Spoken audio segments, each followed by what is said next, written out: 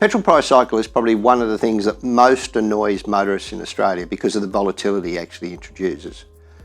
Unlike global prices, this is a local phenomenon, and it basically occurs when you've got a tension between market participants who are chasing volume versus other market participants who have a fairly significant business and actually stand to lose volume.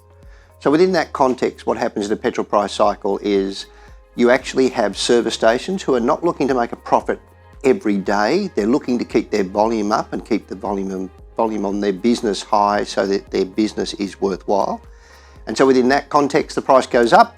I'll discount, the guy next door to me then discounts, I'll match his discount, and you get this game of competitive leapfrog that generally occurs over a 2 or 3 week period.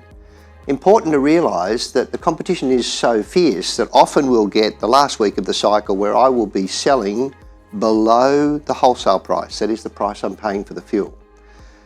In that context, the market participant that is selling the most fuel goes, well, this is a mug's game because effectively I'm losing more money than my competitor and their price goes up. What happens at that point is everybody else follows it up. Important to realise that modern petrol price cycles in our capital cities don't all go up in a single day, which is a common myth. There's often you'll hear politicians talk about prices shoot up like a rocket and go down like a feather. In most of our capital city markets at the moment, they go up over a 7 to 10 to 12 day period.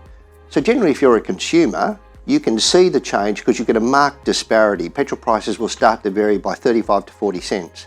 That's an indication the price cycle is turning. Jump in and buy the cheaper one you drive past before they all go up to that higher price.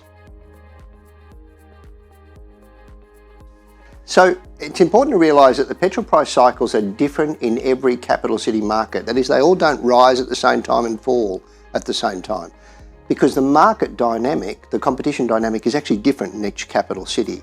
And so as a result, the shape will be different. They might go longer, they might go higher, and they might start at different times.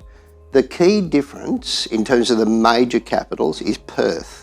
Perth has a regulator that actually dictates that I've got to advise my price before I put it in the market for the next day. So by midnight of the night before, I've actually got to make sure that I'm putting my price into the board and then I have to sell at that price for the next day.